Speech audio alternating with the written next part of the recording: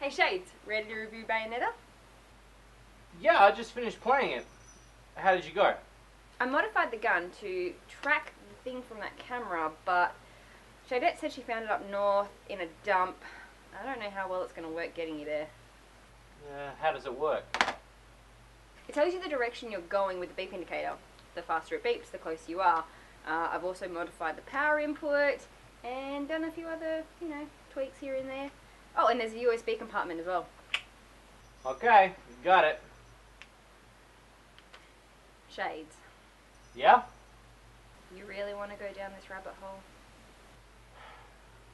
The virus. Losing the original Shadette. I'm sick of all this shit. Remember when we just used to review video games about tits? I want to go back to that. Don't be late tonight, alright? Shadette's making her eggnog. Don't worry, I won't.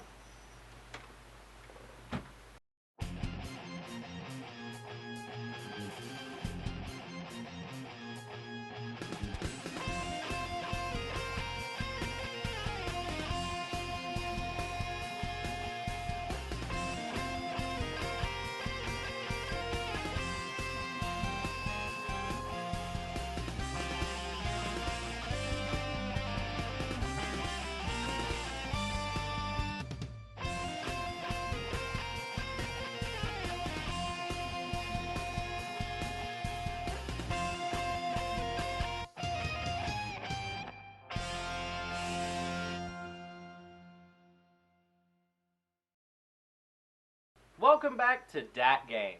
You guys voted, so guess what? It's now time to review Box Office Bust! No one voted for that! Suck my dick, you rat!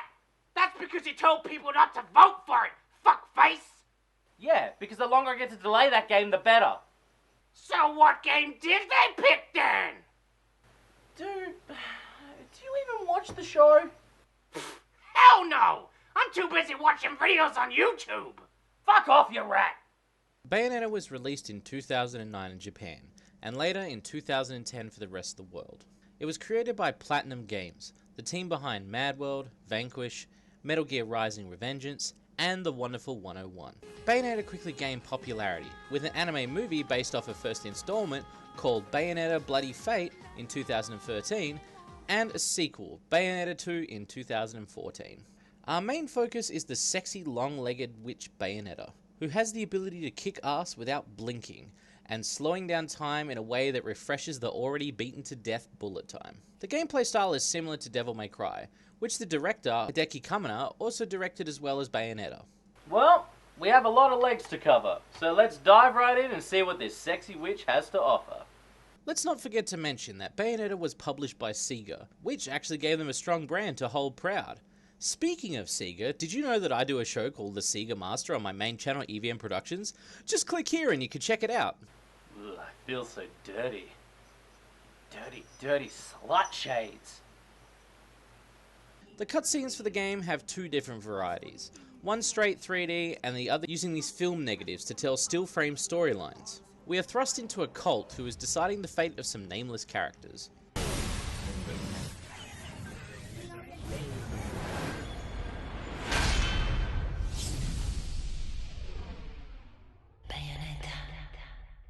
Oh god. I think I need to change my pants. Bayonetta doesn't fuck around. Want to get straight into some action and never leave? Fuck it! We're putting you on a falling clock tower fighting gods and angels while a guy monologues the history of witches.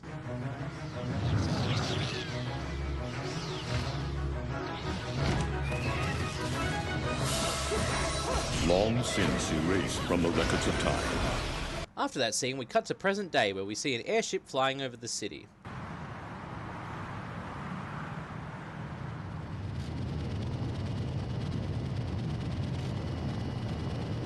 Ah, fuck, it's the Brotherhood of Steel!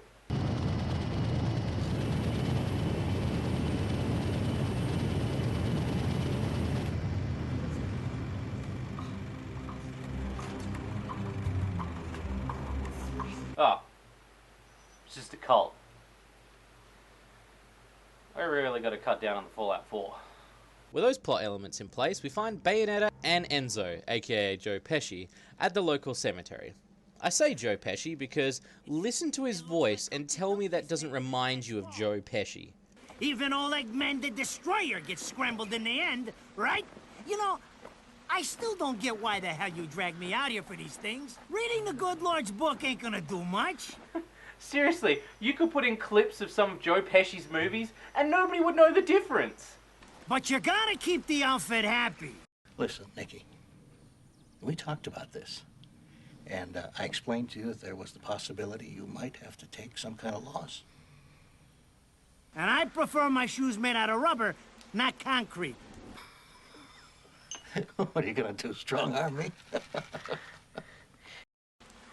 We don't take care of him, they take care of us. People have been waiting for this asshole to get whacked for ages. They... You hearing me? Oh! But they're there, ain't they? So, Bayonetta prays to the heavens, only to call upon the angels that Bayonetta quickly takes action in killing. Now, I just want you guys to breathe in how fucking metal this scene is, as I didn't realize how sexy and hardcore it was until my second playthrough, but Bayonetta does all this without breaking a fucking sweat.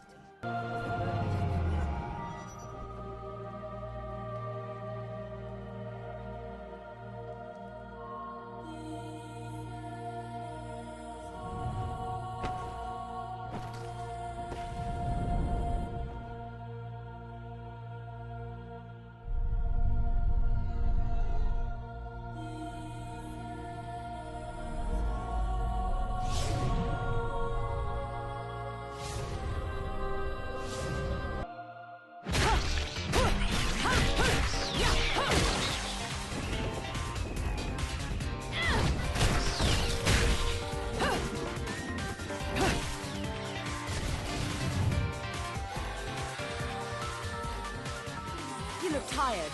Let me tuck you in.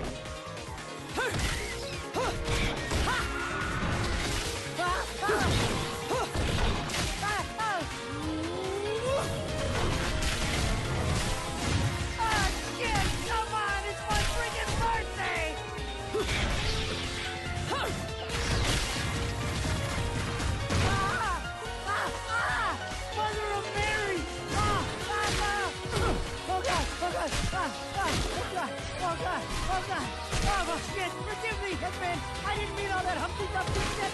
I swear! Ooh, get your unexpected boner pillow ready.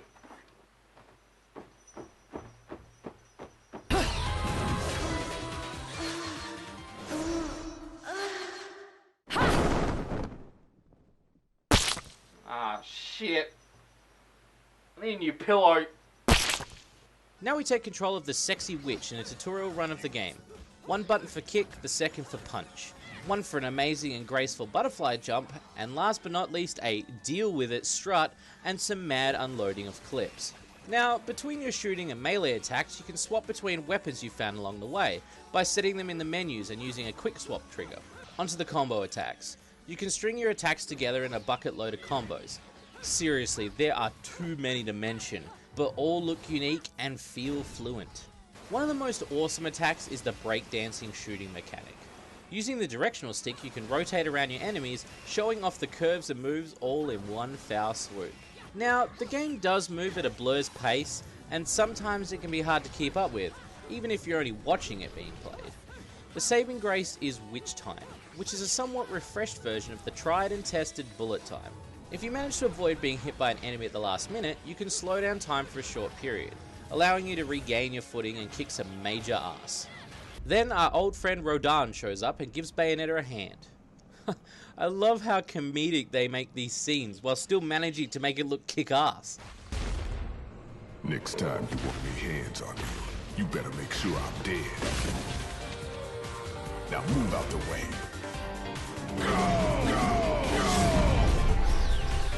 Go, Rodan! If it ain't my good buddy Enzo, how about you get out of here?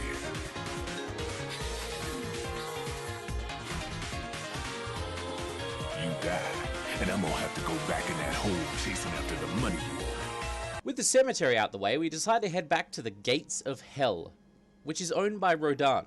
Here we have a few drinks and plan out Bayonetta's next move. You see, her story is about trying to rediscover her past, trying to understand who she was and why she was blessed with being so fucking awesome. Bayonetta is after the right eye, a piece in a forgotten past. So we head to Vidgrid, Europe.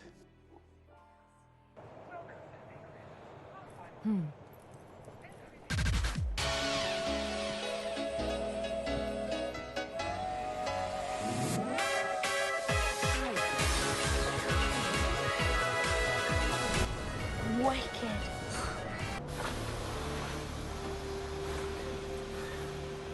So, this is supposed to be paradise?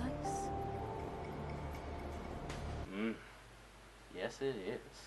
Seeing the transparent NPCs indicates that we're in a realm between worlds, a place where we can see and fight angels. Just another subtle but creative effect.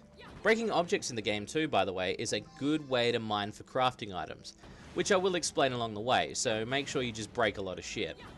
Another creative piece are these doors you must combo into to open, as well as using a big fuck off key as a big keyblade. Who needs Kingdom Hearts 3, baby? Now, as you notice, every time we fight a set of bad guys, we go into a verse. Kinda like a dungeon crawler. You could say it's like Lollipop Chainsaw, but here is where these two are different. When I described Lollipop Chainsaw as a boring move and kill game, it was because I felt it was the focus on the character's sex appeal and lack of gameplay. But here in Bayonetta, it transitions in a subtle way. You don't feel like it slows the gameplay down because it's already so fast paced. And because of Bayonetta's easy nature, everything comes naturally, even when she kisses away the barrier to the next area. Pacing is never lost because the game rewards us with sex appeal, and never slows down. With Juliet Starling, we have to stop and admire it within an already slow gameplay mechanic. Don't get me wrong, Lollipop Chainsaw is sexy, but Bayonetta does what others can't, and balances it nicely. Now, when you finish a set of enemies, it ends a verse. There are a set number of verses in each level. Depending on how quick you complete a verse and the combos you execute, depends on the medals you are rewarded, and at the end of the level, you are rewarded with a trophy. It's not the size, okay?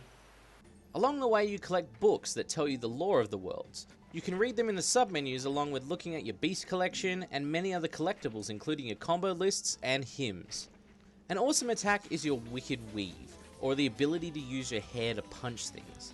Conveniently, Bayonetta's clothes have to come off for this move to accommodate for the extra bulk in the attack, so it's a win-win situation. Using the test of these statues, we can dodge lightning to slow time around us, being able to walk across water. Man, if she was Jesus, I would eat the fuck out of her body and drink her up every goddamn day! I'm sorry, Pastor Derek. Between segments, we find the Gates of Hell, where we can travel to and from to visit Rodan for upgrades, new moves, skills, and items such as lollipops. I wish I was her lollipop. This is where the hymns come into play. Using the hymns we find, Rodan can play the music to attract demons to forge weapons. So take a load off.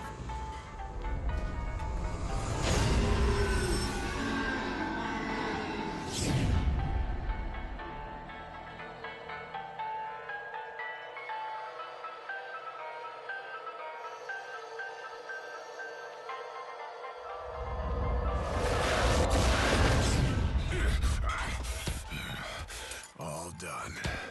He's a little rude, but he makes up for it with charm. Be nice to him, okay? Oh, just this one? Give me a second.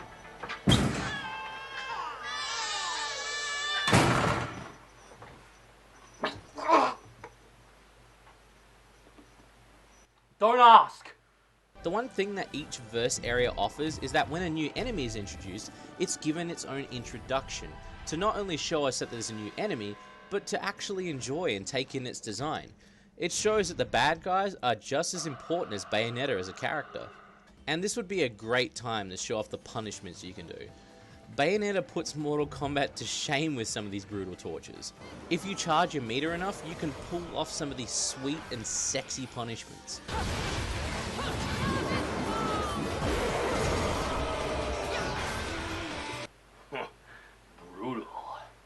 And like I said before, the game doesn't slow down.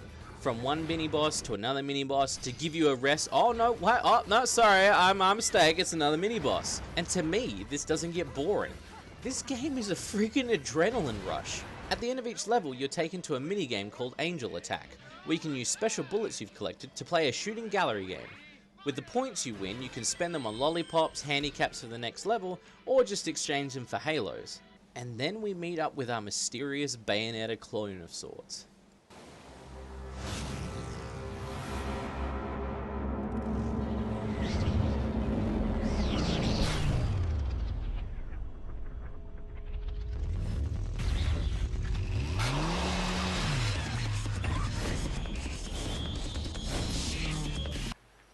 Bitch didn't even flinch.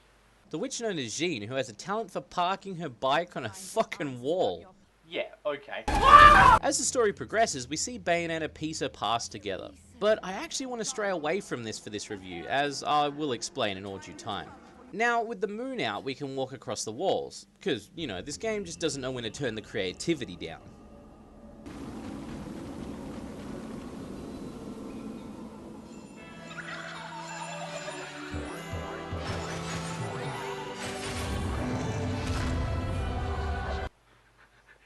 Ew.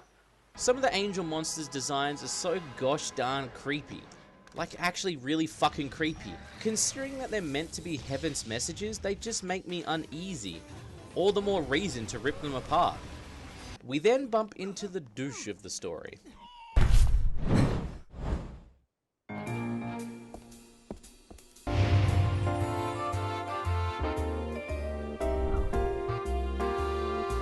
Fate brought us here together, and it will never tear us apart.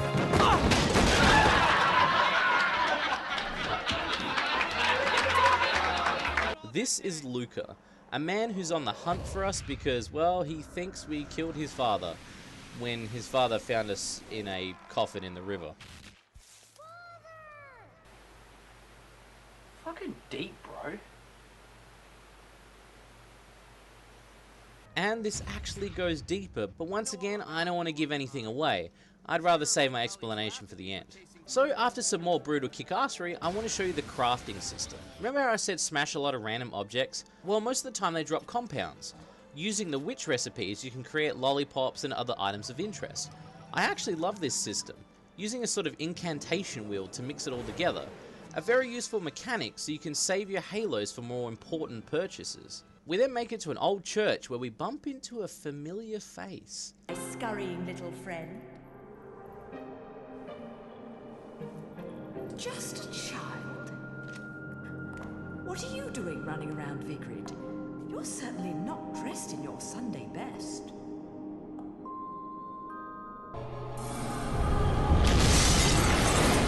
Oh, fuck! So now we're fighting a beast in a falling tower. And can I just say, this image sums up how awesome some of the moments can be in this game. Bayonetta stands there with her fucking hands on her hips, shooting casually at a giant fucking god dragon, not giving a fuck. God, I'm gonna cry, it's so beautiful. Where's my goddamn tissues? I'm only on chapter 2 of the game. Chapter 2. And I haven't even scratched the surface of the game. Being a 16 chapter story, it has way more to offer, such as rewinding time, more boss battles that top each other off one after the other, a deep engaging storyline with touches of humor, and even the ability to turn into the beast within. This game doesn't stop. I've beaten Bayonetta once a while ago, and going through it again has made me realise that this game is actually a solid title. The only drawbacks I could think of this game is that it's a bit too short, and sometimes things go a little bit too fast in battles. You don't get to take in most of the surroundings, but the game saves that with carefully placed sexy cutscenes. Again, it's hard to say something bad about this game. I was never really into these sort of Devil May Cry style games, or even Bayonetta's looks, but after a while her legs for days and her story made me pick this game up and not stop playing it until I got to the end. This game is pleasing. Bayonetta 2 was recently released on the Wii U as an exclusive, but they re-released Bayonetta 1 with a few extra features in a box set. We now have costumes to dress Bayonetta up in, such as Samus, Link, Peach, and Daisy. Oh, fuck's sake! The thing that blew my mind the most was while writing this review, Bayonetta made it into Smash last week as the fan-voted character. I actually couldn't be happier. Sexiness in a new level has been brought to the Nintendo universe of Smash, and they didn't even tone down her sexiness and sass that much. I'm glad she's becoming more well known. Do yourself a favor and get Bayonetta. I don't want to spoil any more of the story because you owe it to yourself to enjoy it firsthand. Enjoy a solid, sexy, and well-written character that isn't afraid to show that she's got the goods and takes no prisoners. Well, thanks Shady Peeps for voting this as the final game I reviewed this year. It was actually really good to relive this game and to actually riff on a game that I like. And now, I got something I gotta go take care of. So, until next year, I'm Shades. Remember, you get what you paid for, and have a Merry, Merry Christmas. Good night.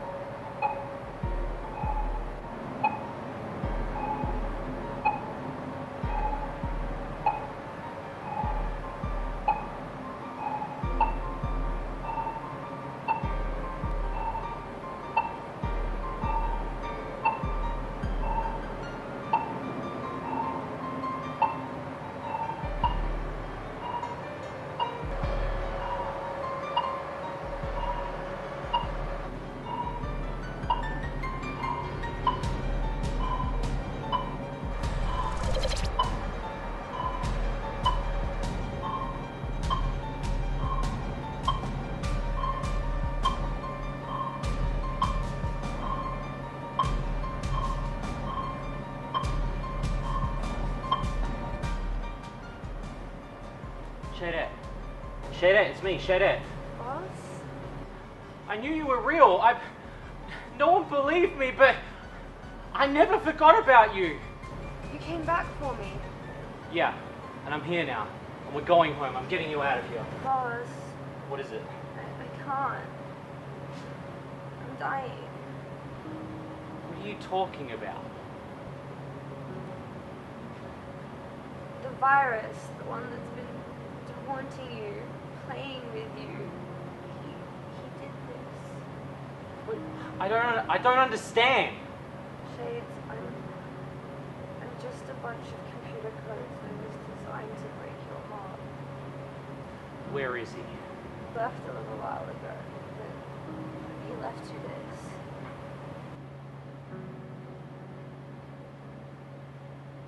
I'm getting you out of here, Shady. I'm too weak to move. After he programmed me to come home, he started to delete me. I've got to do something.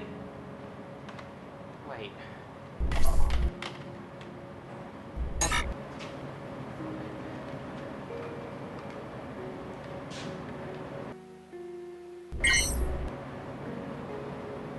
He wants you to watch me die. Boss, What is it? my eyes hurt.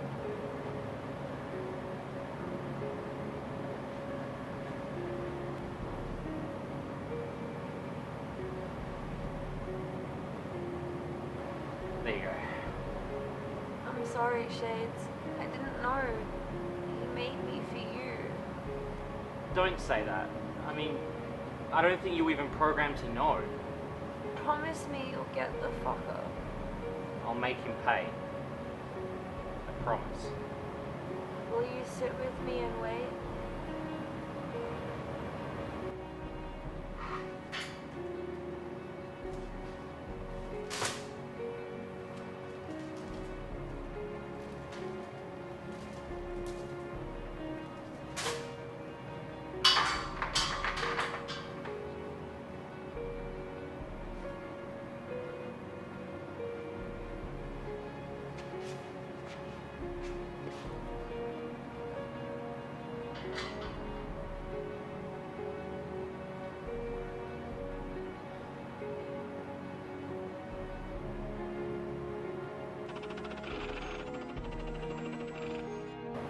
So how have things been? Well, I did create a Rule 63 of myself. That was fun. You sicko. I have a talking raccoon that lives in a trash can named Terry. He just sort of moved in, he's living with us now. Well, that's different. And we've got a girl named Specs working for Shady Corner now. She really knows her numbers when it comes to games. Sounds like you've been getting along just fine. I knew you were alive, you know.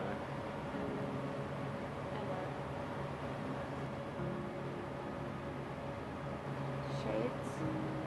Yeah? Thank you.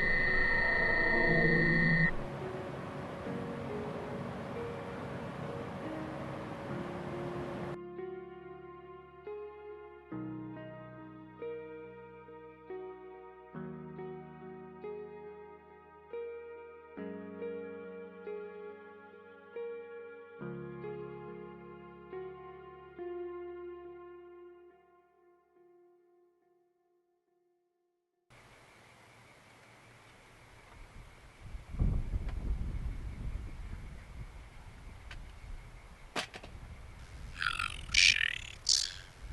It's been a while since we spoke. Shady was the one who sent the distress signal in that piece of junk. I just made sure it took you longer to find us. I wanted to time it perfectly. By now you've watched Shady meet her demise.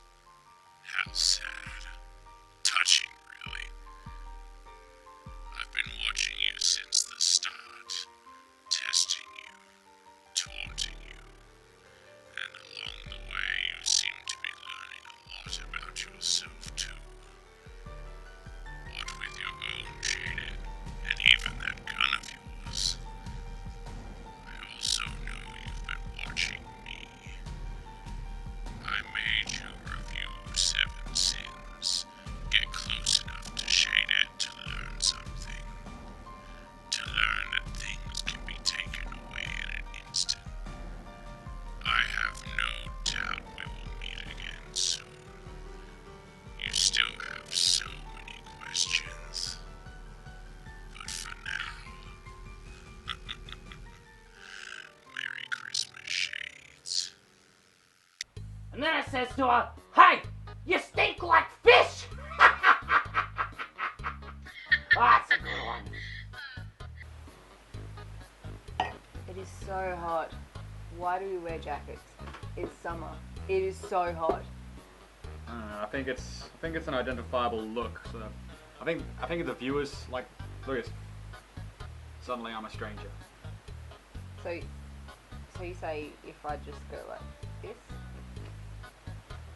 Specs. Let you go. I feel like Clark Kent, but sexier.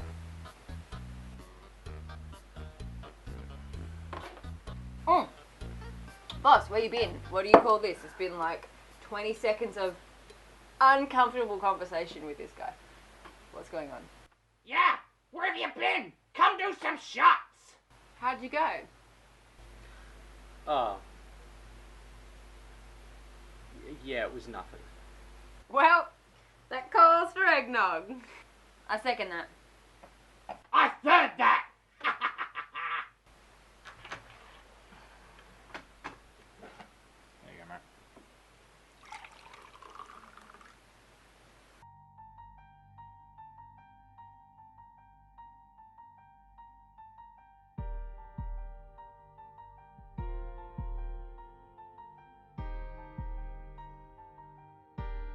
I don't know who or what would want me to stop being me.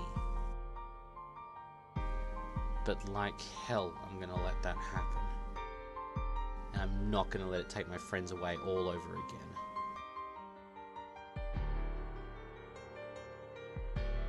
Not while I'm still known as Shades.